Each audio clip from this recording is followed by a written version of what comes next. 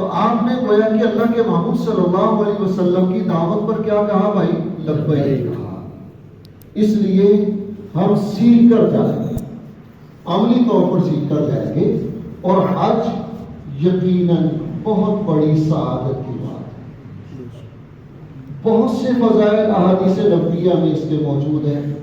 رسول اکرم صلی اللہ علیہ وسلم نے فرمایا، جس شخص نے اللہ کے لیے حج کیا، یعنی صحیح نیت سے اخلاص کے ساتھ حج کیا، اور حج میں کسی قسم کا کوئی گناہ نہیں کیا، کسی قسم کی بے حیائی کا ارتکاب نہیں کیا، گویا کہ اس نے اللہ اور اس کے رسول صلی اللہ علیہ وسلم، کیونکہ یہ بھائی اللہ کے محبوب صلی اللہ علیہ وسلم کا ہم پر حق ہے کہ جب بھی جناب نبی کریم صلی اللہ علیہ وسلم کا تذکرہ مبارک آئے تو ہم نے کیا پڑھنا ہے بھائی؟ درود پڑھنا ہے۔ یہ کس کا حق ہے؟ نبی اکرم صلی اللہ علیہ وسلم کا حق ہے۔ یہی وجہ ہے کہ اللہ کے محبوب صلی اللہ علیہ وسلم کی مشہور حدیث آپ نے سنی، جو رمضان المبارک میں عام طور پر آپ کو سنائی جاتی ہے کہ آپ اپنے ممبر مبارک پر چڑھ رہے تھے، آپ نے 3 بار کیا فرمایا تھا؟ آمین آمین آمین۔ تو صحابہ نے پوچھا یا رسول اللہ یہ آمین کہنے کی کیا وجہ ہے؟ تو آپ نے وجہ بیان فرمائی تھی کہ جبرائیل آئے تھے، انہوں نے یہ 3 بد دعائیں دی، ان پر میں نے آمین کہا، جن میں سے یہ تھی کہ بدبخت ہے وہ انسان جس نے اپنے ماں باپ کو بڑھاپے میں پایا اور خدمت کر کے اللہ کو راضی نہ کر سکا۔ تو اللہ کے محبوب صلی اللہ علیہ وسلم نے کیا فرمایا؟ آمین۔ نمبر 2، بدبخت ہے وہ شخص جس نے رمضان المبارک کا مہینہ پایا اور رو دھو کے اللہ سے اپنی بخشش نہ کروا سکے۔ اور تیسرا آپ نے کیا فرمایا تھا؟ بدبخت ہے وہ انسان جس کے سامنے اللہ کے محبوب صلی اللہ علیہ وسلم کا تذکرہ ہوا اور اس نے آپ پر درود نہ پڑھا، وہ بھی بدبخت ہے۔ اس لیے جب بھی جناب نبی کریم رؤوف الرحیم صلی اللہ علیہ وسلم کا تذکرہ آئے گا، ہم درود پڑھیں گے، یہی درود ہماری روح کو تازہ کرے گا، یہی ہماری تیاری ہے۔ پیسوں سے حج نہیں ہوتا میرے دوستوں، یاد رکھیں۔ حج کی اصل روح جو ہے اگر ہم نے وہ سمجھ لی، انشاءاللہ العزیز آپ کا حج ایسا خوبصورت ہوگا، آپ کا روح روئے گا بھی اور خوش بھی ہوگا، ورنہ تو پیسے کے زور پر دنیا چلی جاتی ہے۔ اس لیے آپ تیاری کرنے کے لیے آئے ہیں، سب سے پہلے ہم نے ایک عہد اور عزم کرنا، باقی باتیں میں بعد میں شروع کروں گا۔ سب سے پہلے ہم نے آج ایک عہد اور عزم کرنا ہے کہ ہم نے حج لوگوں کو دیکھا دیکھی کے رواج پر نہیں کرنا۔ لوگ کیا کر رہے ہیں ہم نے یہ نہیں دیکھنا، وہاں پڑھے لکھے لوگ نہیں ہوتے سارے، آپ کو اکثر بچارے، ناراض نہیں ہونا، میں ڈر لگ رہا کہتے ہوئے، اکثر جاہل نظر آئے، کیونکہ جس کو اللہ کے محبوب صلی اللہ علیہ وسلم کے طور طریقوں کا نہیں پتا، آپ کی سنت کا نہیں پتا، آپ نے حج کیسے کیا اس کو نہیں پتا، کس وقت کنکر مارنے، کس وقت نہیں مارنے، کس وقت کیا کام کرنا ہے، جس کو نہیں پتا اس کو کیا کہیں گے بھائی؟ جاہل ہے بیچارہ، حج کرنے آ رہے، اس کو پتا کچھ نہیں، اس کو پتا کچھ نہیں۔ تو ہم نے عزم اور عہد کرنا ہے کہ ہم نے انشاءاللہ ہر کام اللہ کے محبوب صلی اللہ علیہ وسلم کی شریعت، آپ کی سنت کے مطابق کرنا ہے، ہم نے کسی کو نہیں دیکھنا۔ ہمارے امام کون ہیں؟ جناب رسول اللہ صلی اللہ علیہ وسلم۔ ہمارے مقتدا کون ہیں؟ جناب رسول اللہ صلی اللہ علیہ وسلم۔ حج میں خدا کی قسم خوبصورتی پیدا ہی اللہ کے محبوب صلی اللہ علیہ وسلم کی سنت سے ہوتی ہے۔ جس عبادت میں سنت سمجھ کر حضور کی سنتوں کو نکال دیا جائے اس کی روح بھی ختم ہو جاتی ہے۔ ایک بندہ نماز کے فرائض پورے کر لیتا ہے، واجبات پورے کر لیتا ہے، نماز تو ہو جاتی ہے، لیکن سنت کو یہ سمجھ کے چھوڑ دیتا ہے چلو کوئی گل نہیں، سنت ہی ہے نا یار، چلو کوئی گل نہیں، سنت ہی ہے. تو یاد رکھیے وہ اصل روح سے محروم ہو جاتا ہے. کیونکہ اس کائنات میں جیسے اللہ کے بعد سب سے جمال والی خوبصورت ہستی اور ذات جناب رسول اللہ صلی اللہ علیہ وسلم کی ہستی ہے، اسی طرح آپ کی سنت، آپ کے اعمال بھی سب سے خوبصورت ہیں. جس عبادت میں حضور صلی اللہ علیہ وسلم کی سنت اور آپ کے اعمال آ جائیں گے وہ اعمال بھی سب سے زیادہ خوبصورت ہوں گے. تو حج اسی کا خوبصورت ہوگا جو اپنے حج میں سب سے پیاری اور محبوب مقبول ہستی کی سنت کو شامل کر لے. تو عزم کر لیا نا ہم نے، یہ ہم نے لوگوں کو نہیں دیکھنا. لوگ بتاؤ کیا کہتے ہیں، یار سارے بھی حج ہی کرنا ہے، جب یہ حج ہو ہی جانا ہے، مولوی ویسے ہی کہہ دے. میں مولوی کی کو گولی ماری ہے، ہر جگہ مولوی کو شامل نہ کیا کیجئے. ہمارے سب سے بڑے امام، سب سے بڑے عالم، سب سے بڑے مقتدا، سب سے بڑے پیشوا، سب سے بڑے رہنما کون ہے بھائی؟ جناب نبی کریم صلی اللہ علیہ وسلم. جب اللہ کے محبوب صلی اللہ علیہ وسلم کی بات آ جائے پھر مولوی کون ہوتا ہے؟ آپ نے یہ دیکھنا حضور صلی اللہ علیہ وسلم نے یہ کیا، بس ہم نے تو ایسے ہی کرنا ہے. کون کیا کہتا ہے ہم نے اس کی پرواہ نہیں. بات یہ ٹھیک ہوگی نا؟ اس لیے یہ بات ذرا ذہن میں اب رکھ لینا. ہم نے یہ عہد کر لیا انشاءاللہ ہم نے حج سنت کے مطابق اور حضور صلی اللہ علیہ وسلم کے طور طریقوں اور سنت کے مطابق کرنا ہے انشاءاللہ. بھائی آپ کو فضائل میں ساتھ ساتھ کچھ عرض کرتا رہوں گا. جیسا کہ ابھی میں حدیث بیان کر رہا تھا کہ حضور صلی اللہ علیہ وسلم نے فرمایا جس نے حج اس انداز سے کیا کہ اس میں کسی بے حیائی کا ارتکاب نہیں کیا، کسی قسم کا گناہ نہیں کیا، اگر وہ کامیاب ہو گیا اس طرح کا حج کرنے میں، وہ ایسے واپس لوٹے گا جس طرح کے ابھی اس کی ماں نے اس کو معصوم جنم دیا. یہ اتنی بڑی فضیلت ہے، چٹکی میں نہیں ملے گی. فضیلت بہت بڑی ہے، چٹکی میں نہیں، بڑی تگ و تو کر کے مشقت کے ساتھ ملے گی، صبر کے ساتھ ملے گی، جس کا ہم تذکرہ کریں. تو 4 طرح کی تیاریاں ابھی سے آپ کو کرنی ہے بھائی. 4 طرح کی تیاریاں آپ نے کرنی ہے. سب سے پہلی تیاری جو ضروری ہے وہ ذہنی تیاری. اس کو یاد رکھیں. کون سی تیاری ہے؟ ذہنی طور پر تیاری. ذہنی تیاری کیا ہے بھائی؟ یہ سفر ہے، حج سفر ہے. سفر میں مختلف حالات پیش آ سکتے ہیں، اونچ نیچ ہو سکتی ہے، کچھ ایئرپورٹس پر مشکلات آ سکتی ہیں، سواری پر مشکلات آ سکتی ہیں. وہاں جائیں گے وہاں طرح طرح کے مزاج کے لوگ ہوں گے، ہر طرح کے کنٹری کے لوگ ہوں گے. ہمارے ملک کے مختلف علاقوں کے لوگوں کے مختلف مزاج ہیں. ذہنی طور پر ہم نے تیاری کر کے جانا ہے کہ ہم نے حج کے سفر میں صبر سے کسی پر تنقید نہیں کرنی، کسی پر انگلی نہیں اٹھانی، کسی کو حقیر نہیں سمجھنا، کسی کو کمزور نہیں سمجھنا. جس کو آپ کمزور سمجھیں گے نا وہی آپ سے آگے نکل جائے گا طاقتور. سچی بات ہے. ہمارے بزرگ کے علامہ مولانا یوسف صاحب بنوری رحمہ اللہ عربی میں انہوں نے ترمذی شریف کی شرح لکھی ہے. سارا عرب مانتا ہے کہ سب سے باکمال ترمذی کی یہ حضور صلی اللہ علیہ وسلم کے ارشادات کی شرح عربی میں. تو علامہ یوسف بنوری رحمۃ اللہ علیہ نے اپنی ایک بات عرض کی. فرمایا کہ میں حج پر گیا ہوا تھا تو میں بھی ملتزم پر چپکنے کی کوشش کر رہا تھا.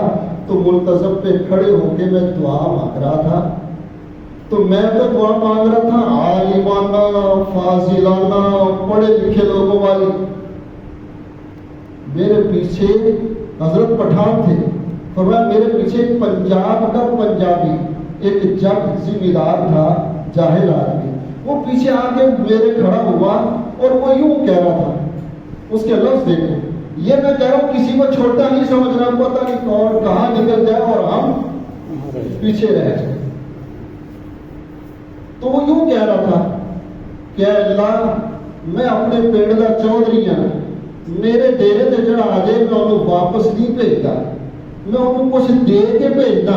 اے اللہ میں تیرے ڈیرے تے آیا، اے اللہ میں تیرے در تے تیرے ڈیرے تے آیا، اللہ میرے خالی نہ بھیج۔ بعض جاہل لوگ ایسی بات کہہ دیتے ہیں ساری بات، اس لیے آپ نے کسی کو کیا نہیں سمجھنا بھائی، حقیر نہیں سمجھنا۔ یہ سفر ہے، سفر میں مزاج کے خلاف کام ہوتے ہیں، مزاج کے خلاف کام ہوتے ہیں، صحت کے خلاف کام ہوتے ہیں، طرح طرح کے لوگوں سے ملنا جلنا آپ کو ہوگا۔ آپ نے ہر آنے والی تکلیف پر صبر کرنا، اس کو برداشت کرنا۔ یہ ذہنی تیاری ہے، ذہن تیار ہو کے جاؤ کہ بھائی ہم نے صبر کرنا ہے، یہ سبق ہم نے یاد کر لیا، ہم نے کسی کو تکلیف نہیں دینی، کسی کی تکلیف پر شکوہ نہیں کرنا، کیونکہ ہم اللہ اور اس کے رسول کے در پہ جا رہے ہیں۔ جو اللہ اور اس کے رسول کے در پہ جائے گا اس کو اللہ اور اس کے رسول والے اخلاق بھی اپنانے پڑیں گے۔ میری بات سمجھ میں آ گئی نا؟ یہ ذہنی طور پر آپ نے تیاری کرنی ہے۔ تھکاوٹ بھی ہوگی، اس سفر کی تھکاوٹ کے کیا کہنے، جب تھکاوٹ ہو یہ سوچ لو کہ اللہ یہ سعادت تو آپ نے ہمیں عطا فرمائی ہے۔ تھکاوٹ کیا ہوتی ہے؟ جسم آپ کا، روح آپ کی، مال آپ کا۔ ان صلاتی و نسکی و محیای و مماتی للہ رب العالمین۔ اے اللہ میرا وہ سارا کچھ آپ کا ہے، یہ جسم ٹوٹ جائے ختم ہو جائے مجھے کوئی پرواہ نہیں۔ آپ ذرا تصور کیجئے گا تھکاوٹ دور ہو جائے گی۔ جب تھکاوٹ محسوس ہو، دل ٹوٹ رہا ہو، پریشانی محسوس کر رہا ہو، نبی اکرم صلی اللہ علیہ وسلم کی ذات گرامی کو ذہن میں لائیے کہ ہم تو اللہ کے محبوب صلی اللہ علیہ وسلم کو ملنے کے لیے آئے ہیں، ہم تو حضور صلی اللہ علیہ وسلم سے ملاقات کرنے کے لیے آئے ہیں، آپ کے دین اور شریعت پر عمل کرنے کے لیے آئے ہیں۔ جب آپ رسول اکرم صلی اللہ علیہ وسلم آپ کی سیرت کا، آپ کی زندگی کا تصور سامنے لائیں گے کہ اسی مکہ میں حضور صلی اللہ علیہ وسلم نے کتنی تکلیفیں برداشت کی ہیں، آپ کی تھکاوٹ ایسی ہو جائے۔ اس لیے یہ ذہنی طور پر بھائی آپ نے تیاری کر کے جانا ہے، تو اس کو میں کیا دے رہا ہوں، ذہنی تیار۔ ہر طرح کی تکلیف مشقت برداشت کرنی ہے، تھکاوٹ برداشت کرنی ہے۔ نمبر 2، روحانی طور پر تیاری کا۔ ہمارے ہاں سارے سامان کی تیاری پر لگے ہوئے، یہ چیز لے لو، یہ چیز لے لو، جہاں بیٹھو گے پرانا حاجی آپ کو بتایا گا یہ چیز بھی لے لیجیے، اے بھی لے لیجیے، اے بھی لے۔ یہ کوئی چیز نہیں۔ اصل حج کی جو بنیادیں میں آپ کو عرض کر رہا ہوں وہ سیکھیے، ذہنی طور پر تیار ہو کر جائیے۔ نمبر 2، روحانی طور پر تیار ہو کر جائیں۔ روحانی تیاری کیا ہے؟ اپنی روح کو پاک کرنا، اپنی روح کو پاک کرنا، اپنے دل کو صاف کرنا، اپنے دل سے گناہوں کی گندگی کو توبہ کر کے ابھی مٹانا۔ اس کے لیے سب سے پہلی چیز ضروری ہے نیتوں کو درست کرنا ہے کہ میں اللہ کے لیے حج کرنے جا رہا ہوں۔ ریاکاری آئی سب کچھ برباد ہو جائے گا۔ شہرت، نام و نمود کا جذبہ پیدا ہوا کہ لوگوں کو پتہ لگے میں حج پہ جا رہا ہوں، میں حج پہ جا رہا ہوں، سب کو بتاتے پھرے، ایسا نہ کریں۔ آپ بہت عظیم سفر پر جائیں، اپنے آپ کو ریاکاری سے بچائیں، اپنی نیت کو درست کرنا ہے۔ میں تو صرف اور صرف اللہ کے لیے جا رہا ہوں، کیونکہ اللہ کے محبوب صلی اللہ علیہ وسلم نے سب سے پہلے شرط لگائی ہے، من حج للہ، جس شخص نے صرف اور صرف اللہ ہی کے لیے حج کیا اس کو یہ سعادت ملے گی کہ جب واپس آئے گا تو بالکل اللہ پاک اور صاف کر۔ تو اخلاص اور نیت کو درست کرنا یہ روحانی طور پر تیاری ہے۔ نمبر 2، توبہ، توبہ کا اہتمام کرنا۔ توبہ میں 4 بنیادی چیزیں ہوتی ہیں۔ نمبر 1، گناہ کو فی الفور چھوڑنا۔ نمبر 2، آئندہ گناہ نہ کرنے کا پختہ عزم اور ارادہ کرنا۔ نمبر 3، دل میں سراپا شرمندگی کا پیدا ہونا، کیونکہ حضور صلی اللہ علیہ وسلم کا ارشاد ہے اصل توبہ تو ندامت ہے۔ ایک بندہ جب تک اعتراف ہی نہیں کرتا معافی کیسے ملے گی؟ ایک بندہ یوں کہتا ہے اللہ اگر مجھ سے کوئی گناہ ہو گیا ہو معاف کر دینا، اس کو معافی نہیں ملتی۔ اے اللہ مجھ سے گناہ ہو گئے ہیں، میں نے کیے ہیں، میں اعتراف کرتا ہوں، اے اللہ میں نے نظر بھی غلط استعمال کی، زبان بھی غلط استعمال کی، اے اللہ کاروبار میں بھی اونچ نیچ ہوتی رہی، یا اللہ معاملات میں بھی اونچ نیچ ہوتی رہی، اے اللہ میں اعتراف کرتا ہوں، یا اللہ میں اقرار کرتا ہوں۔ اقراری مجرموں کو معاف کرنے والے آپ، دنیا تو اقراری مجرموں کو سزا دیتی ہے، اے اللہ آپ تو اقرار والوں کو معاف کر۔ جو بندہ اعتراف کرے گا نا گناہوں کا، پھر معافی مانگے گا، خدا کی قسم اللہ کے دروازے کھل جائیں۔ اور جو بندہ اگر مگر میں پھنسا رہے گا اس کے لیے دروازے نہیں کھلتے۔ اس لیے توبہ میں اصل چیز کیا بھائی؟ شرمندگی، کیوں جان سے شرمندگی کا اظہار کرنا ہے۔ اللہ میں بہت شرمندہ ہوں، آپ نے تو مجھ پر بہت فضل کیا، آپ مجھ پر رحمتوں کا نزول کرتے گئے، مال آپ نے دیا، اولاد آپ نے دی، زندگی آپ نے دی، صحت آپ نے دی، عزیز و اقریب آپ نے دیے، یہ آنکھیں آپ نے دی، یہ زبان جسم کے اعضاء آپ نے دیے، اے اللہ میں ناشکری پر لگا رہا، غلط کاموں میں لگا رہا، یہ شرمندگی کا اظہار کرنا ہے۔ اللہ آپ نے تو بہت فضل کیا، میں نکما رہا، اے اللہ مجھے معاف کر۔ اور چوتھی چیز توبہ کا چوتھا ستون ہے حقوق کی ادائیگی کا، یاد رکھیں، ورنہ حج قبول نہیں ہوتا، کیونکہ حضور صلی اللہ علیہ وسلم نے فرمایا اگر لوگوں کے حقوق دینے ہیں تو شہادت جیسی فضیلت بھی قابل قبول نہیں۔ مسلم کی روایت حضور نے فرمایا نہیں، شہید جان دے گئے، آپ کو مال اور وہ لے کے جا رہے ہیں، شہید نے کیا دے دی؟ جان دے دی، لیکن لوگوں کے حقوق مار رکھے تھے، حضور صلی اللہ علیہ وسلم مسلم میں آپ نے فرمایا اس کی شہادت بھی قابل قبول ہے۔ تو حج کیسے قابل قبول ہوگا بھائی؟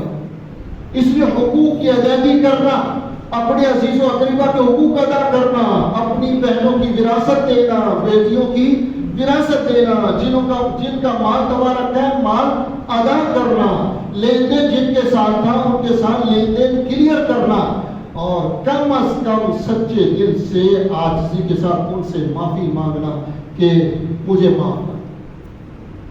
اگر ادا نہیں کر سکتے ہو کم سے کم عزیز و اقربا سے معاملات جن سے کرتے رہے ہو کاروبار، ان سے معافی تو مانگ سکتے ہو صحیح دل سے، یہ نہیں کہ یار کاروبار کرتے رہے، اگر کوئی اونچ نیچ ہوئی ہو معاف کر دینا، یہ نہیں بات، یار کرتے رہے، میں حج پر جا رہا ہوں، آپ مجھ پر رحم کھائیے۔ اللہ کے محبوب صلی اللہ علیہ وسلم کا ارشاد ہے جو زمین والوں پر رحم کھاتا ہے آسمان والا ان پر رحم کھاتا ہے۔ آپ مجھ پر رحم فرما دیجئے، مجھے معاف کر دیجئے، میں ہاتھ جوڑتا ہوں تاکہ مجھ پر بھی اللہ کی رحمت کا نزول ہو جائے اور آپ پر بھی اللہ کی رحمت کا نزول ہو جائے۔ تو یہ توبہ چار چیزیں سمجھ آ گئی بھائی، گناہ بالکل چھوڑنا، آئندہ نہ کرنے کا پکا عزم اور ارادہ کرنا، اور نمبر 3 شرمندگی کامل طور پر اس کا اظہار کرنا، نمبر 4 حقوق کو ادا کرنا، اور روحانی تیاری میں کیا چیز ہے؟ ابھی سے اپنی نظروں کی حفاظت کرنا، کیونکہ نظریں سب کچھ برباد کرتی ہیں۔ آپ حج پر جائیں گے، جہاز کے حالات اچھے نہیں، ایئرپورٹس کے حالات اچھے نہیں، آپ حج پر جا رہے ہیں، وہاں بہت برے لباس نظر آئیں گے، بہت برے لوگ بھی نظر آئیں گے۔ آپ حج پر چلے گئے، وہاں طرح طرح کے لوگ آئے ہیں، کوئی یورپ کے ہے، کوئی کسی ملک ہے، کوئی کسی ملک کے، اپنی نظروں کی حفاظت کرنا۔ ہم لوگوں کو دیکھنے نہیں گئے، ہم تو اپنے اللہ کو منانے گئے ہیں، ہم تو رسول اللہ صلی اللہ علیہ وسلم کی بارگاہ میں حاضر ہو کر آپ کی شفاعت کا حقدار بننے گئے ہیں، لہذا ہم نے کوئی ایسی حرکت نہیں کرنی جو اللہ اور اس کے رسول کے معاملہ میں رکاوٹ ہے۔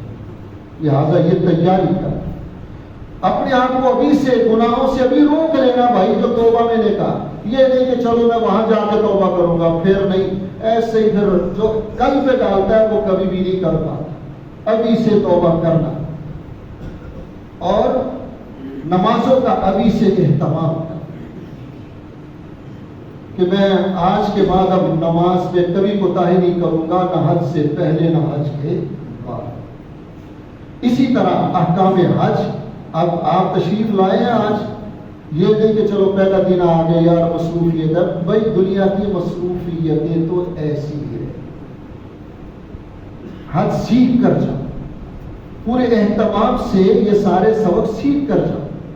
ٹھیک ہے جناب، آج پہلا دن ہے، اس لیے میں ابتدائی باتوں پر عرض کر رہا ہوں، ان کو آپ نے ذہن نشین کرنا ہے۔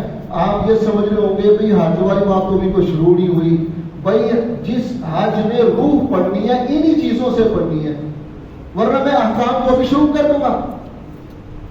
اصل روح آپ کو نصیب ہوگی انشاءاللہ، پھر ان احکام کو عمرہ حج ادا کرنے کا آپ کو مزہ اور سرور آئے گا۔ لہٰذا ان چیزوں کو یاد رکھیے۔ تو دو طرح کی تیاری میں نے بتا دی بھائی۔ تیسری تیاری آپ نے جسمانی تیاری کرنی۔ جسمانی تیاری کیا ہے بھائی؟ پیدل چلنا روزانہ 5-6 کلومیٹر، لیکن شروع میں 1-2 کلومیٹر روزانہ، اس پہ اضافہ ہونا چاہیے۔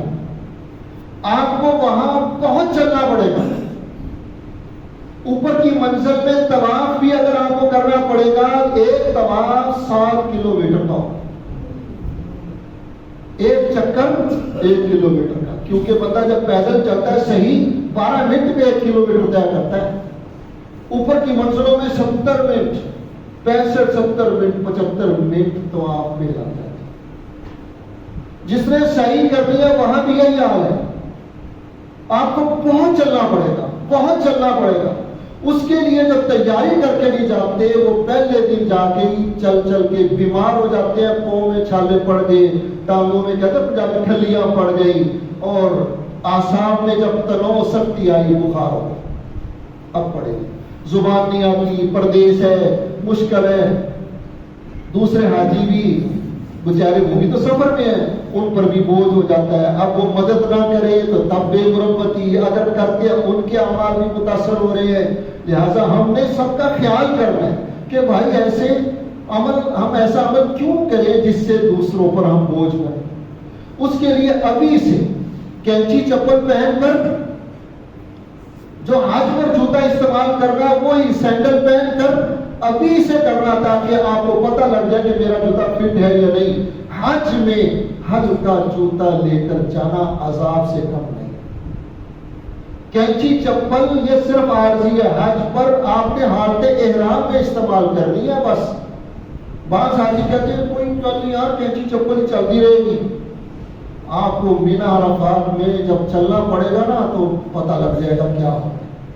حالت احرام میں کینچی چپل استعمال ہوگی، وہ بھی بہت اچھی اور نرم لے کر جائیں، پیسے بچانے کی لالچ ہرگز نہ کریں۔ ربڑ کی، لیدر کی ایسی چیزیں ہرگز نہ لیں، حج بار بار نہیں ہوتا۔ اس لیے یہ چپل پہن کر ابھی سے تیاری کرنا، اور کچھ بیٹھ چلنا، الٹا چلنا۔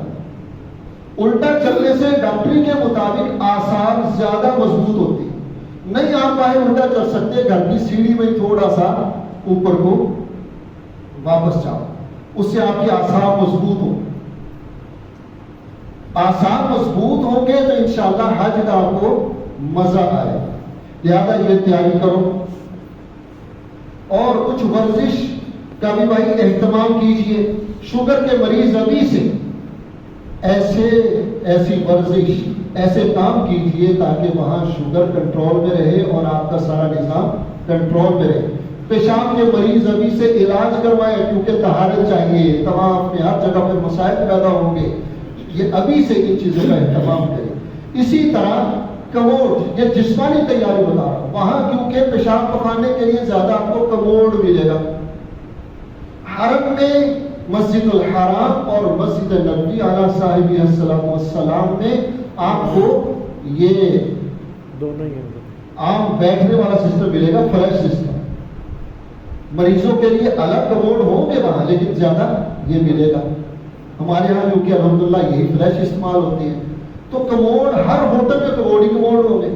وہاں طہارت کا بہت مسئلہ ہے۔ جہاز میں آپ جائیں گے، جہاز میں پانی نہیں ہوتا، قضائے حاجت پہلے فارغ ہو کر تو جہاز میں بیٹھے. ایئرپورٹ پر اگر کوئی پخانہ کر رہا ہے پہلے کر کے جہاز میں بیٹھنا ہے. بعض لوگ پتہ نہیں ہوتا، لوگوں سے سن رکھا کہ نہیں جہاز میں بھی لیٹرین ہوتی ہے. اب پخانہ کیا، اب پانی نہیں ہے، اب ٹیشو پیپر سے صاف کر رہے ہیں اور آلودگی ٹیشو پیپر سے ہاتھ چھپ جاتا ہے. اب پریشان، احرام خراب کر لیا، اب الجھن میں پڑے. لہٰذا یہ کوشش کرو کہ جب سفر کرنا ہے کھانا پینا کم کریں، کھانا پینا کم، تاکہ پیشاب کی کم سے کم حاجت ہو.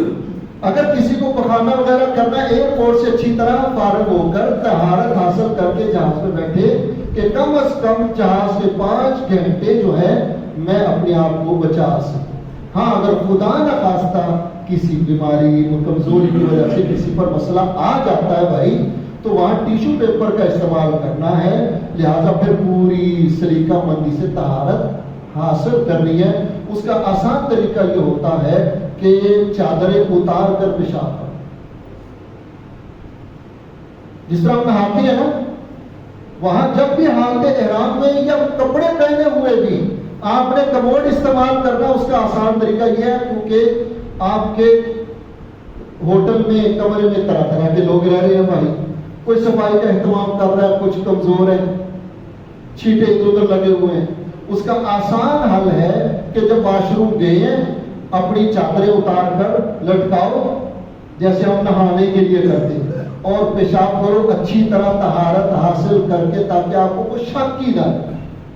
پھر دوبارہ چادریں پہن لو، دوبارہ کپڑے پہن لو. یہ طہارت کا اہتمام کرنا ضروری ہے کیونکہ طواف کے لیے طہارت ضروری ہے. حج کے سارے معاملہ میں طہارت کی ضرورت ہے. تو لہٰذا ابھی سے کموڈ پر بیٹھ کر پیشاب کرنے کا طریقہ سیکھ کر جاؤ کہ میں نے کموڈ پر بیٹھ کر پیشاب پہلے نہیں کیا. کسی جگہ کسی ادارے میں کسی گھر میں کموڈ ہے، بیٹھ کر ذرا طریقہ سیکھ کر جانا چاہیے تاکہ آپ کو ایئرپورٹس پر اور وہاں مشکلات کا سامنا نہ کرنا پڑے، آپ طہارت کو برقرار رکھ سکیں. تو یہ 3 طرح کی تیاری ہوگی. چوتھی تیاری بھائی آپ کی وہ ہے سامان کی تیاری. یہ تیاری تو ماشاءاللہ سارے کر لیں گے، ٹھیک ہے. اس کو میں وقت ضائع نہیں کروں گا.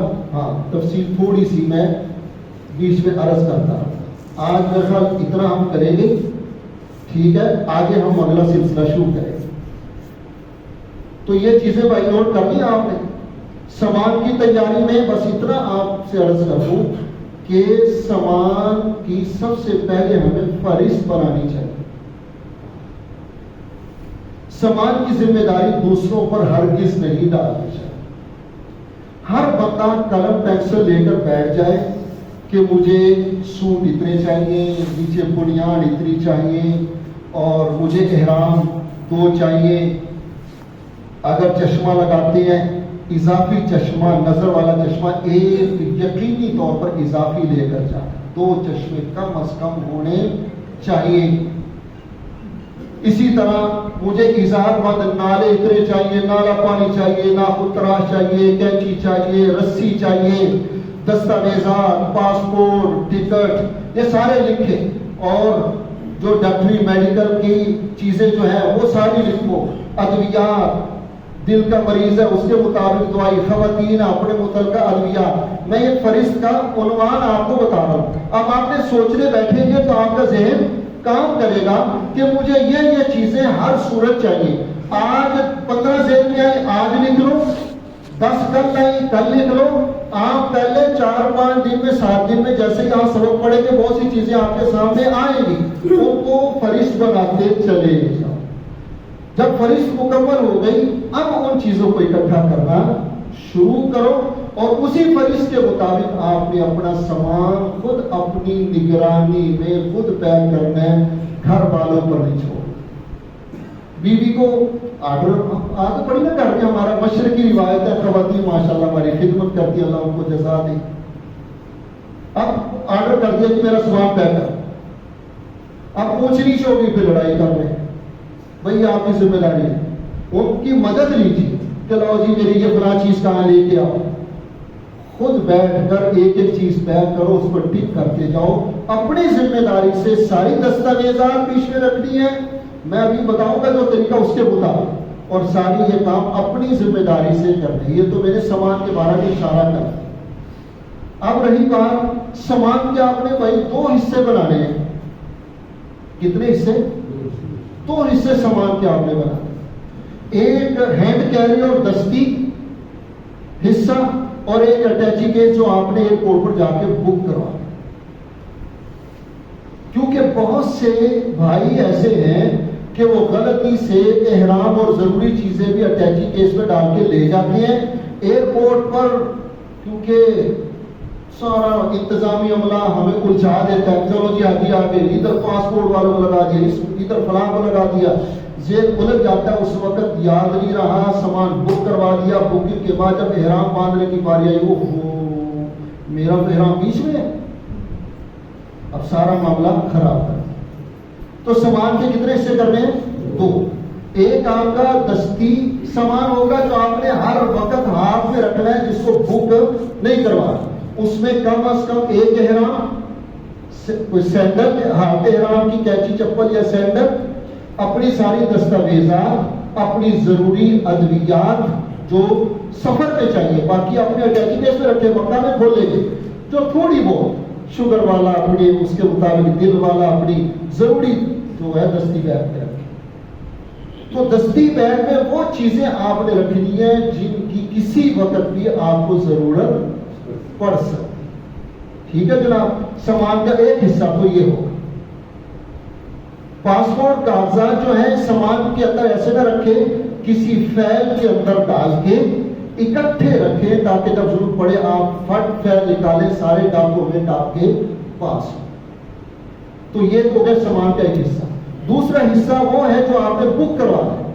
بکنگ والے میں وہ سامان رکھنا ہے جس کی ضرورت آپ کو مکہ مکرمہ میں جا کے پڑے گی، راستے میں نہیں پڑے گی. اس میں وہ سامان رکھیں، اور اس کے اندر بھی لوہے کی چیز، ایسی چیزیں کٹر فلاں سامان کے درمیان میں رکھیں. صابن، ایسی چیزیں درمیان میں رکھیں، نہ نیچے نہ اوپر. یہ چیزیں ممنوع نہیں ہوتی. بعض چیزیں جو ہیں، چھری منع ہے. منشیات یاد آ گیا وہ آپ کو وہاں حج پر بھی، ٹرینر پر بھی بتایا ہوگا، ہم بھی بتائیں گے. کسی قسم کی منشیات اس سے پرہیز کرے. نمبر 2، حتیٰ کہ نسوار بھی، حتیٰ کہ کسی پر بھروسہ نہ کرے. اپنے سامان کو آپ نے تنہا چھوڑ کر نہیں جانا، یہ یاد رکھیں. اپنا سامان اپنی نگرانی میں رکھنا ہے. جب جانا ہے اپنا تو ذمہ دار کے تم نے سامان کے پاس رہنا ہے. خدا نخواستہ کوئی حرکت ہو گئی، بوجھ تو کس طرح آنا آپ. تو لہذا اپنے سامان کے بارے میں چیزوں کی پڑتال رکھیں.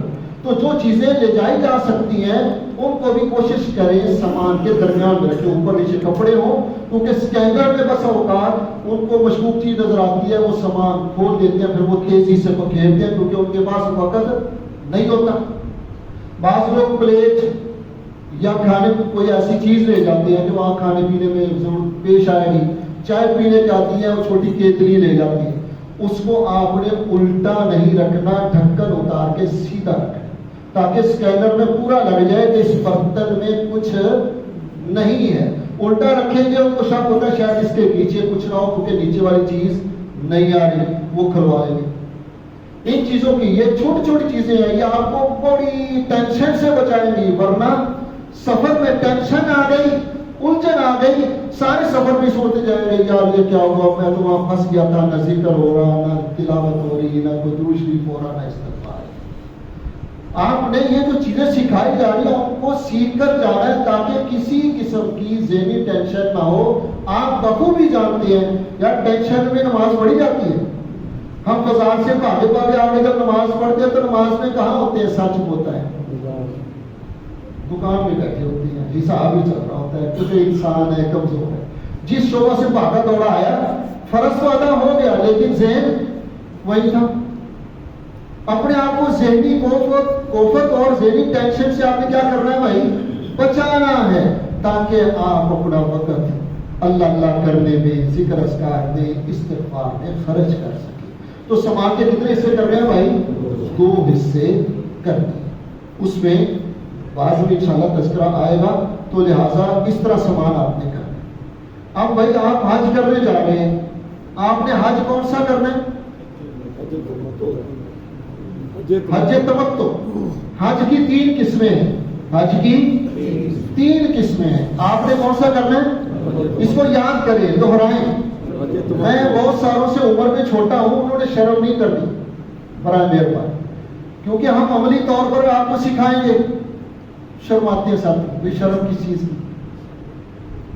ہم نے آپ کو عملی ٹریننگ بھی کروانی ہے، آپ کو طواف کرنے کا عملی طور پر طریقہ ہم نے کروانا ہے، ہر ایک سے کروانا ہے کہ جی یہاں ہمارے سامنے کر کے چلو۔ ہم آپ کو ناراض نہیں ہونا، بچوں کی طرح سمجھائیں گے، لیکن آپ میرے بڑے ہیں، آپ نے اپنے آپ کو بڑا سمجھ آیا؟ لیکن سیکھ کے جانا، شرم کسی قسم کی نہیں ہونی چاہیے علم کے بعد۔ اس لیے بھائی ان چیزوں کو جو میں یہ بتا رہا ہوں، چھوٹی چھوٹی چیزیں، ان کو آپ نے ذہن نشین رکھنا ہے۔ تو حج کتنی قسم کا ہوتا ہے بھائی؟ 3 طرح۔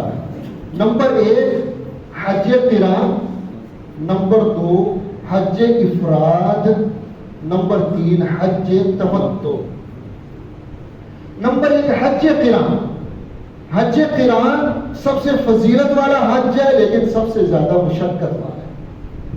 حج قران کیا ہے کہ ایک بندہ پاکستان سے جو احرام باندھ کے جائے گا نا، اسی احرام کے ساتھ عمرہ بھی کرنا ہے اور حج تک اسی احرام میں رہنا ہے، اسی کے ساتھ ہی حج پورا کر کے پھر احرام کھولنا ہے۔ اب 10 دن 15 دن 20 دن احرام میں رہنا بہت مشکل تھا۔ یہ سب سے فضیلت والا حج ہے۔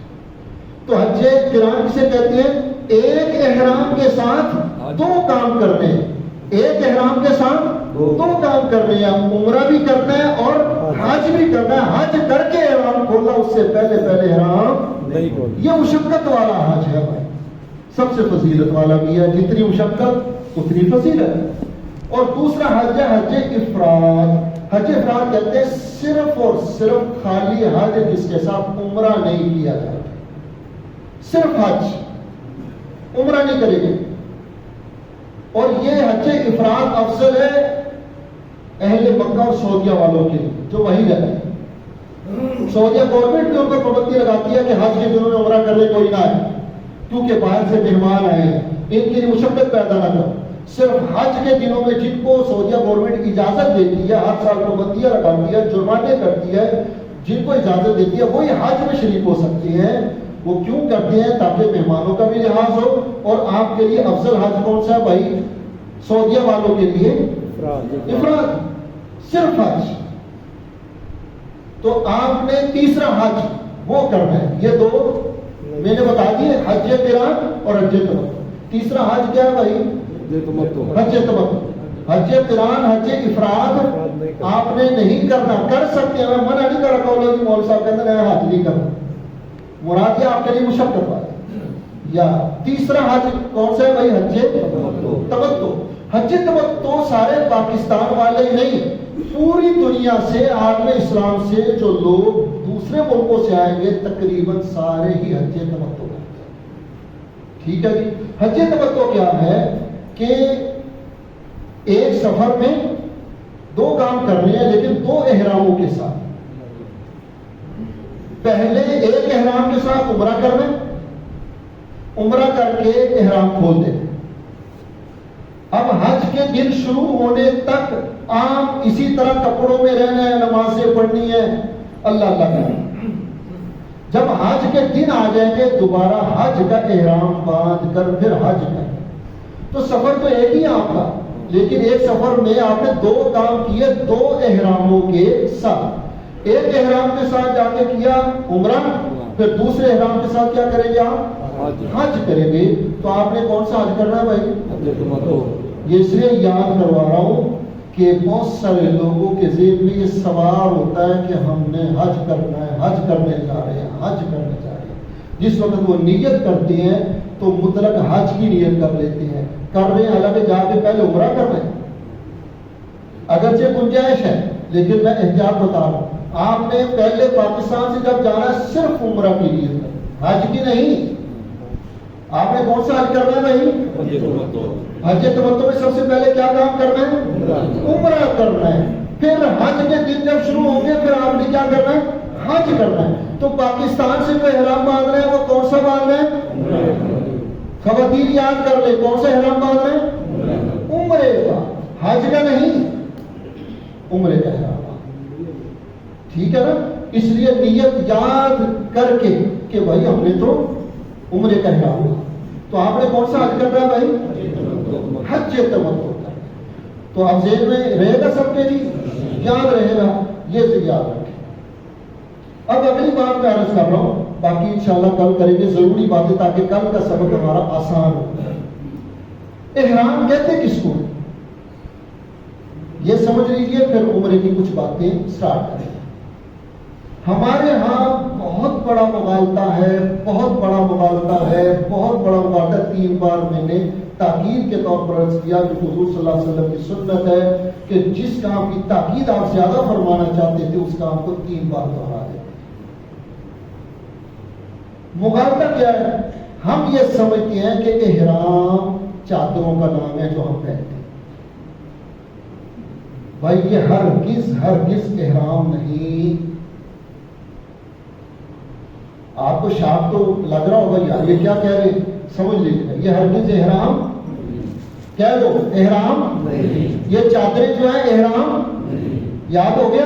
یہ احرام نہیں ہے، یہ تو حج عمرہ کرنے والے کا یونیفارم ہے. جب ہم سکول میں داخل ہوتے ہیں، کسی ادارے میں داخل ہوتے ہیں، وہ کہتے ہیں جناب ہمارے سکول میں یہ یونیفارم چلتا ہے، یہ پہن کر آنا ہے. اسی طرح اللہ نے ہمارے لیے ایک یونیفارم طے کر دیا کہ جس نے حج عمرہ کرنے آنا ہے سفید 2 چادروں میں آنا ہے. سمجھ آ گئی بات؟ یہ احرام نہیں ہے بلکہ حالت احرام کا یونیفارم ہے. تو بہت سے لوگ غلط یہ کرتے ہیں کہ احرام کی چادریں پہن کر سمجھتے ہیں ہمارا احرام ہو گیا. احرام باندھ لیا جی، چادریں پہن لی، اسے احرام باندھ لیا، ہاں جی باندھ لیا. یہ 2 چادریں پہننے سے احرام نہیں ہوتا. یاد ہو گیا بھائی؟ یہ 2 چادریں پہننے سے احرام نہیں ہوتا. یہ احرام، یہ چادریں کیا بھائی؟ یونیفارم. اچھی طرح یاد ہو گیا. اب سمجھے اصل احرام کیا ہے. اس میں کبھی غلطی نہ کر رہا، اس لیے میں اتنی اس سے سمجھا رہا ہوں بار بار. اس اصل احرام نیت کر کے لبیک پڑھنے کا نام ہے. کیا اصل احرام؟ نیت کر کے لبیک. جس نے چادریں پہن لی نیت نہیں کی، لبیک نہیں پڑھا، اس کا احرام نہیں ہوا. اب بہت سے لوگ یہ غلطی کر رہے ہیں، خواتین یہ غلطی کر رہے ہیں، ان کو پتہ نہیں ہے. انہوں نے چادریں پہن لی، سمجھ لیا کہ ہمارا احرام ہم نے باندھ لیا، لہذا وہ اپنا عمرہ حج خراب کر لیتے. بات سمجھ میں آ گئی؟ تو اصل احرام کیا بھائی؟ نیت کر کے لبیک پڑھنے کا نام احرام ہے. کہ جب آپ چادریں پہن لیں گے، طریقہ کل بتاؤں گا سارا. جب آپ چادریں پہن لیں گے، پہننے کے بعد آپ نے نیت کرنی ہے. نیت کر کے 3 بار لبیک پڑھنا ہے، جس طرح کہ ابھی آپ سب نے پڑھنا میرے ساتھ. ٹھیک ہے نا؟ تو جب بندہ نیت کر کے لبیک پڑھ دیتا ہے تو اس کا احرام شروع ہو جاتا ہے. کیونکہ اب توجہ کیجئے، حالت احرام میں سلے ہوئے کپڑے پہننا حرام اور منع تھا. اس لیے نیت اور لبیک سے پہلے کپڑے اترا کے کہا گیا کہ 2 چادریں پہن لو. کیونکہ جب آپ نیت کر کے لبیک پڑھیں گے آپ پر سلے ہوئے کپڑے کیا ہو جائیں گے؟ حرام. اب اگر آپ نیت پہلے کر لیں گے، لبیک پڑھ لیں گے، بعد میں کپڑے اتار رہے ہیں تو آپ نے کیا کیا؟ گناہ کا عمل کیا. اس لیے پہلے 2 چادریں پہنائی جاتی ہیں کہ پہلے اپنا یونیفارم حج عمرے والا سیٹ کر لو. جب وہ پہن لیا اب نیت کر کے لبیک پڑھو، اب آپ کا احرام شروع ہو گیا. ٹھیک ہے جناب؟ تو یہ وضاحت بھی ہو گئی. اب ہم نے کون سا حج کر رہا ہے بھائی؟ یاد ہے نا؟ حج تمتع. حج تمتع میں سب سے پہلے کیا کام کرنا ہے؟ عمرہ کرنا ہے. اب ہم عمرے کا صرف آج فرض ذکر کریں گے یا کوئی ضروری بات انشاءاللہ ہم عرض کرتے ہیں. اور پھر مجھے بھول نہ جائے، کل سے سارے ساتھی وقت پر تشریف لائیں. ناراض نہیں ہونا ہے نا, کیونکہ مجھ سے عمر میں بڑے ہیں, میں ان کو کہہ نہیں سکتا, لیکن ادب کا احترام کرتے ہیں. سب نے وقت پر تشریف لانا. آج ہم نے پہلے دن 10 منٹ لیٹ شروع کیا اس وجہ سے تاکہ پہلا دن ہے, رستے کا پتہ نہیں ہوگا, پہلے آنے میں ذرا دقت ہوگی. اب تو سب کو رستے کا پتہ لگ گیا, تو کل سے انشاءاللہ آپ نے وقت سے پہلے آنا ہے. ٹھیک 7:30 بجے ہم شروع کر دیں گے تاکہ ہم اپنا عمل پورا کر سکیں. تو عمرے میں توجہ کی, سب سے پہلے ہم نے کیا کرنا ہے بھائی, عمرہ. عمرے میں 4 کام ہوتے ہیں, بس یہ میں آسان کر رہا ہوں آپ کے لیے. عمرے میں کیا ہوتے ہیں بھائی, کتنے کام, 4 یاد ہو گئے. 4 کام جس نے کر لیا اس کا عمرہ پورا ہو. 4. نمبر 1 احرام, نمبر 2 طواف, نمبر 3 سعی, صفا مروہ کے درمیان چکر لگانا, نمبر 4 پال منڈا. یہ 4 کام جس نے کر لیے اس کا عمرہ پورا ہو. تو عمرہ میں کتنے کام ہیں, 4. نمبر 1 احرام, یاد کر لیں. نمبر 1 احرام, نمبر 2 طواف, نمبر 3 سعی, نمبر 4 بال. ان 4 کاموں کی تفصیلات ہماری اب چلے گی. جب ہم طواف یہاں سیکھ لیں گے, احرام سیکھ لیں گے, جو عمرے میں سکھایا جائے گا وہی حج میں. احرام حج کا بھی اسی طرح ہونا ہے, طواف حج کا بھی اسی طرح ہونا ہے. لہٰذا یوں نہ سمجھے گا ابھی حج تو شروع نہیں ہوا, 2-3 دن ہو گئے عمرے کو لگا دیے بھائی, وہ یہ چیزیں اس کی آ جائیں گی پہلے.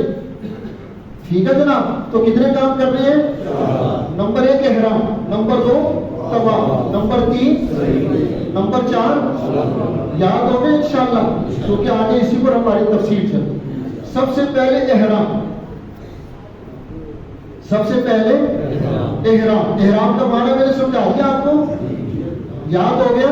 اسے کہتے ہیں نیت کر کے لبیک پڑھنا, اس کو کیا کہتے ہیں, احرام. اب احرام سے پہلے کی تیاری کا ہم تذکرہ شروع کر رہے ہیں. باقی تو میں نے 4 طرح کی تیاری بتا دی تھی نا.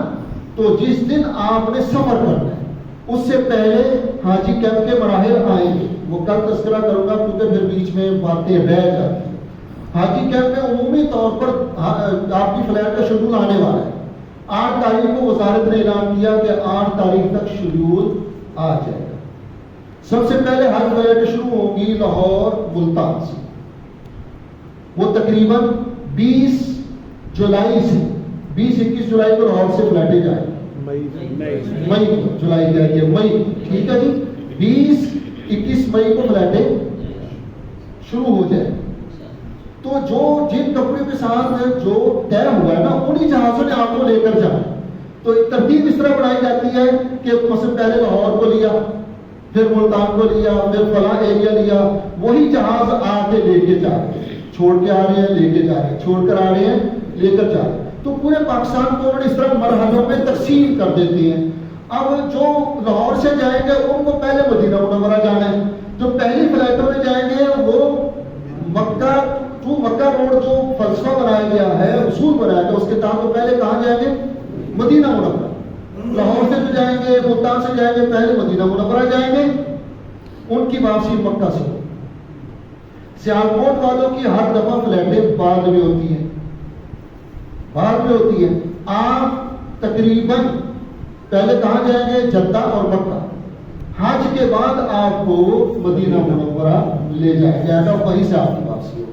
یہ میں ایک خاکہ بتا رہا ہوں, یہ انتظامی چیزیں ہوتی ہیں. کچھ بھی چینج اونچ نیچ ہو سکتا ہے کیونکہ سرکاری لائنیں ہوتی ہیں, کوئی مسائل ہو گئے, کسی کمپنی سے نہیں کنیکٹ ہو سکا, کوئی مسائل پیدا ہو گئے, ہو جاتے ہیں. لہٰذا عموماً وزارت کی ترتیب یہ ہے. تو اب آپ کی جو فلائٹیں جو شیڈول آئے گا اس سے 2-3 دن پہلے حاجی کیمپ بلایا جاتا ہے. اس میں آپ کا پاسپورٹ, ٹکٹ, جو دستاویزات ہیں وہ ساری آپ کو مہیا کی جاتی ہیں. وہیں سے آپ نے اپنی ادویات ڈاکٹر سے نسخہ لکھوائیں, وہ ادویات لے لے, وہاں سے پیک کروائیں. وہ پیک کر کے اس کو کر دیتے اپنی وزارت کی اس سے, تو پھر آپ کو کوئی پریشان نہیں کرے گا. تو یہ حاجی کیمپ کے جو کام ہوتے ہیں یہ فلائٹ سے 2-3 دن پہلے ہوتے ہیں، 4 دن بھی ہو سکتے ہیں، 5 دن پہلے ہو سکتے ہیں، وہ شیڈیول آ جائے اس وقت آپ کو ملے گا. اس لیے پریشان ہونے کی ضرورت نہیں کہ ابھی تو پاسپورٹ نہیں آیا، ابھی فلاں. پریشان ہوتے ہیں ساتھی، بار بار سوال کرتے ہیں، پوچھتے ہیں، فون کر رہے ہوتے ہیں، تو بھائی وہ آئے گا ساتھ، آپ کو لے کے جائیں گے انشاءاللہ. لہذا ایک تو یہ چیزیں ہیں، یہ بھی تیاری ہے کہ ذہنی کوفت اپنے آپ کو ڈالیں، اس سے پہلے اور چیزوں کو اپنا پورا کر لیں تاکہ دستاویزات والا مرحلہ بعد میں پورا کر سکیں. تو اب آپ نے احرام سے پہلے کی تیاریاں، ذہنی تیاری کر لی، جسم کی تیاری کر لی، روحانی تیاری کر لی، سامان کی تیاری کر لی. جس دن آپ نے سفر کرنا ہے آپ کو 4 گھنٹے پہلے ایئرپورٹ پر بلایا جاتا ہے، لہذا اس کے مطابق آپ نے گھر سے تیار سامان آپ نے پیک کر لیا 2 حصوں میں. اب آپ نے کیا کرنا ہے بھائی؟ صفائی ستھرائی کا اہتمام، جسم کے زہر پاک جو کاٹ رہے ہیں، اللہ نے حکم دیا، اللہ کے محبوب صلی اللہ علیہ وسلم نے حکم دیا، اس کی صفائی ستھرائی، مرد بھی خواتین بھی اپنے ناخن ٹھیک کر لیں، بال سیٹ کروا لیں، اور یہ تیاری کر کے خوب غسل کا اہتمام. جب غسل آپ کر لیں آپ روٹین کے کپڑے پہن لیں گے، کیونکہ احرام آپ نے جا کے، اگر جدہ ڈائریکٹ آپ کی فلائٹ جا رہی ہے آپ نے احرام باندھنا ہے ایئرپورٹ سے. اگر مدینہ منورہ سے کسی کی فلائٹ ہوگی بھائی، اس نے احرام ایئرپورٹ سے نہیں باندھنا، اس نے مدینہ منورہ کے لیے، کیونکہ احرام کی شرط نہیں، وہ پہلے مدینہ پاک جائے گا. جب مدینہ منورہ سے مدینہ پاک سے مکہ مکرمہ جائے گا اس وقت احرام باندھے گا. اس کی ترتیب بتا دیں گے، ٹھیک ہے جناب. تو لہذا جو جدہ جا رہے ہیں کیونکہ انہوں نے ایئرپورٹ سے احرام باندھ رہے ہیں، لہذا وہ کیا کریں گے بھائی؟ تیاری کر لیں، وہ اس چیز کو مد نظر رکھیں، وہ تیاری کر لیں. جسم کی ساری تیاری ہو گئی، صفائی ستھرائی ہو گئی. جب تیار ہو گئے ہیں ایک کام تو یہ کرنا ہے کہ سامان اپنی نگرانی میں گاڑی پہ رکھوانا ہے، کسی پر چھوڑنا. دوست ملنے آئے ہوتے ہیں، یار کوئی کبھی ایسا میں رکھیں گے، وہی نگرانی آپ کی ہونی چاہیے. جلد بازی میں انہوں نے اٹیچی رکھ دیا، دستیر بیگ رہ گیا، دستاویزات رہ گئی، اس طرح کی خرابیاں ہو جاتی. ایئرپورٹ پر جا کے یاد آیا، آپ پھر فون، پریشان، ٹینشن، کتنے پہنچے ہیں، آیا کہ نہیں آیا، یار یوں ہو گیا، ٹینشن کرتا.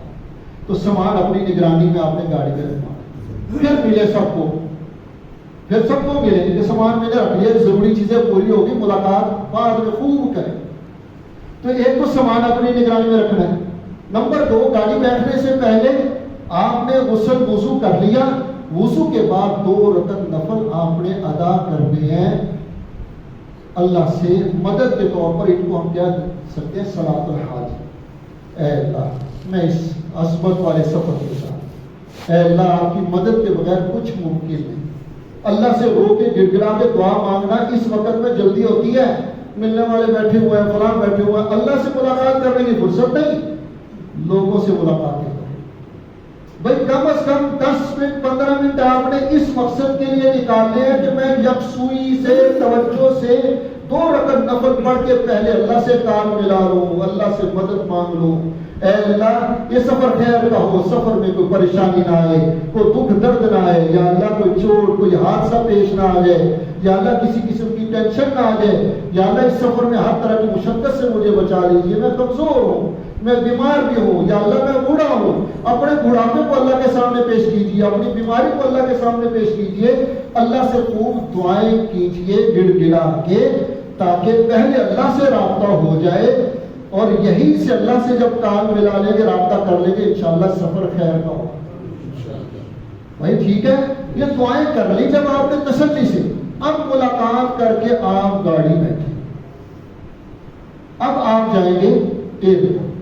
اب ایئرپورٹ کی کاروائی انشاءاللہ کل ہم آگے کا سلسلہ شروع کریں گے. یہ باتیں یاد ہو گئی جی؟ آج کا سبق 4 طرح کی تیاری یاد ہے بھائی؟ احرام کس کو کہتے ہیں یاد ہے؟ کون سا حج کرنا ہے یہ بھی یاد ہے؟ یاد ہو گیا نا انشاءاللہ؟ یہ چیزیں ہم نے یاد کر دیا. کل ہم ان کو 5-6 منٹ میں دوبارہ دہرائیں گے تاکہ روزانہ یاد ہوتی چلی جائیں گی انشاءاللہ العزیز. کل بھی دہرا دیں گے 5-6، باقی آگے سبق چلے گا. اب آخر میں صرف اس چیز کا کہ ہم ایک تو روزانہ تلبیہ پڑھیں گے شوق اور ذوق سے.